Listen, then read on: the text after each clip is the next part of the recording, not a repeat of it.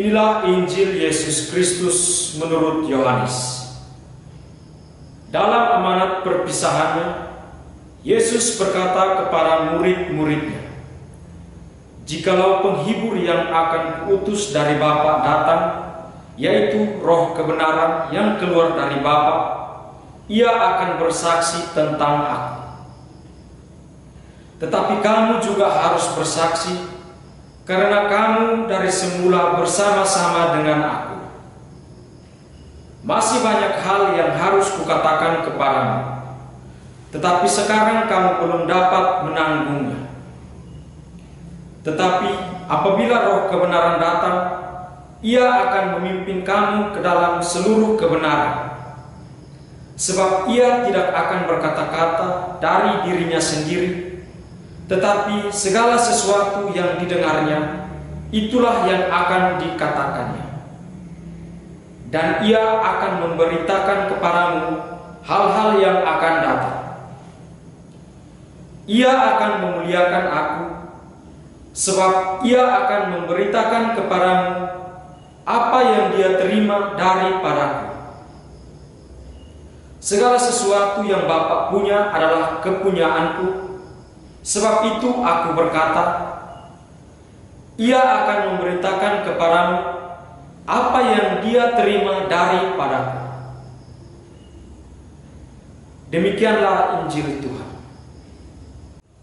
Pace Ebene.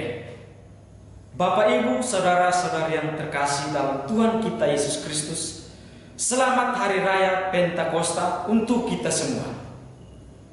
Pada Hari Raya Pentakosta ini, kita disuguhkan dengan bacaan-bacaan suci yang menghantar kita kepada pengenalan akan Roh Kudus, Roh yang dijanjikan Tuhan bagi para pengikutnya. Pentakosta adalah hari raya pencurahan Roh Kudus kepada para rasul yang terjadi 50 hari setelah hari kebangkitan Tuhan Yesus Kristus. Perayaan ini sekaligus mengakhiri lingkaran Paskah dalam liturgi. Roh Kudus adalah daya ilahi yang dengannya Allah tampak dan berkarya dalam diri manusia. Dalam bacaan pertama yang diambil dari Kisah Para Rasul, bab 2 ayat 1 sampai dengan 11, di mana para rasul berkumpul bersama dalam suatu tempat setelah Yesus bangkit dan naik ke surga. Kepercayaan para rasul akan janji Yesus ditunjukkan dengan setia menunggu kedatangan Roh Kudus yang dijanjikan oleh Kristus. Roh Kudus yang menjiwai para rasul mendorong mereka untuk menyerukan karya keselamatan Allah dalam diri Yesus Kristus dan membuat para rasul semakin berani bersaksi akan kebenaran. Dalam bacaan kedua pada hari ini yang diambil dari surat Rasul Paulus kepada jemaat di Galatia, di mana Paulus memberikan suatu pengajaran atau pewartaan bahwa hendaknya manusia hidup dalam roh dan bukan hidup menurut keinginan daging. Jika manusia hidup dalam roh, maka hidupnya akan dipimpin oleh roh dan menghasilkan buah. Buah yang dimaksud di sini adalah buah roh yang adalah kasih, sukacita, damai sejahtera, kesabaran, kemurahan, kebaikan, kesetiaan, sikap lemah lembut, dan penguasaan diri. Dalam Injil Yohanes yang sudah kita dengarkan tadi, Yesus memberikan suatu amanat kepada para muridnya bahwa Roh kebenaran yang keluar dari Bapa akan memimpin kita dalam seluruh kebenaran.